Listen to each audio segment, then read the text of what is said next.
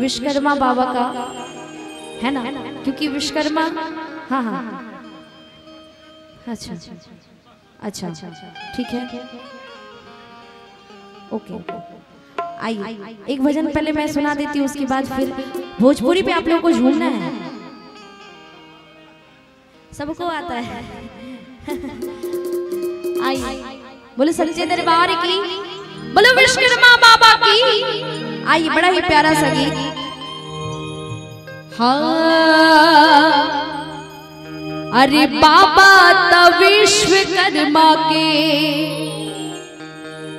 महिमा महान बाटे। अरे बाबा तब विश्वकर्मा के। और ये भजन कौन कौन सुने एक बार दोनों हाथ को उठाइएगा। वाह क्या बात है। आइए 1 2 3 4। अरे बाबा तब विश्वकर्मा के, बाबा तब विश्वकर्मा के महिमा महान बाटे। बाबा तब विश्वकर्मा के महिमा महान बाटे। बाबा तब विश्वकर्मा के महिमा महान बाटे।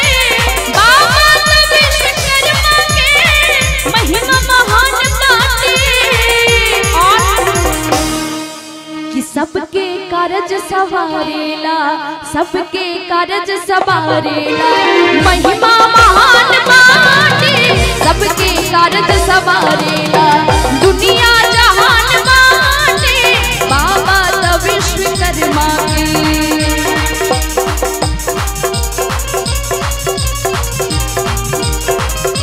बोलो विश्वकर्मा बाबा की, बोलो सच्चे दरबार की। ताली हो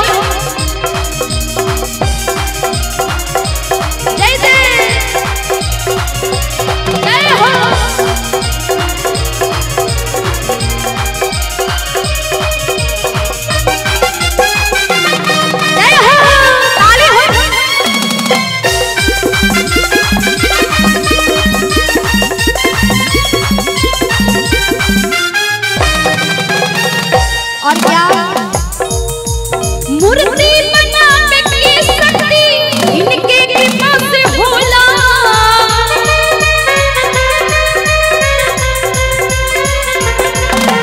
एक रेखे आके कैले बाबा बम भोला।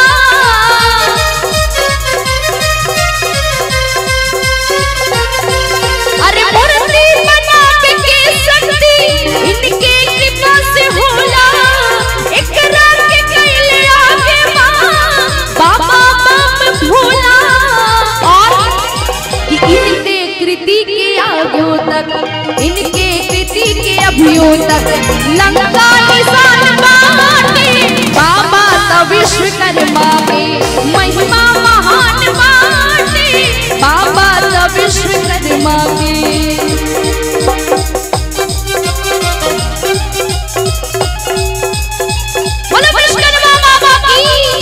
सच्चे दरबार की। पीछे वाले जरा हाथ को उठा करके ताली के साथ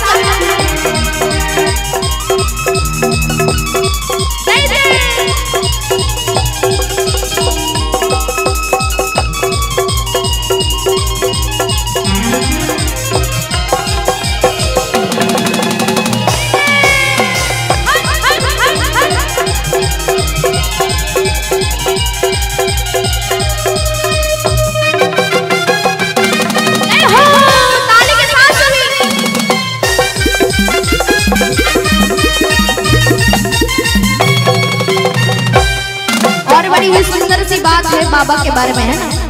बाबा विश्वकर्मा के अजब महान खेल हो।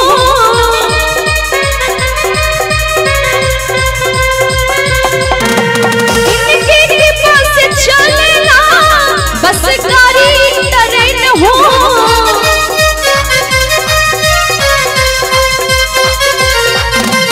इनके कृपा से अभियो तक, इनके कृपा के अभियो तक महिमा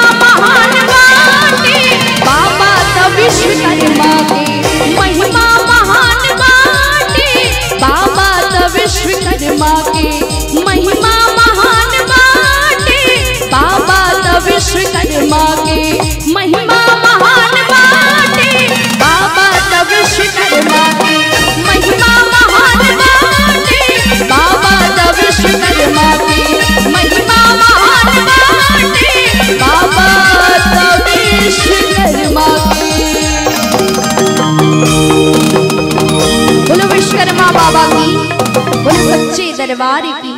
आई एक और प्यारा सा भजन।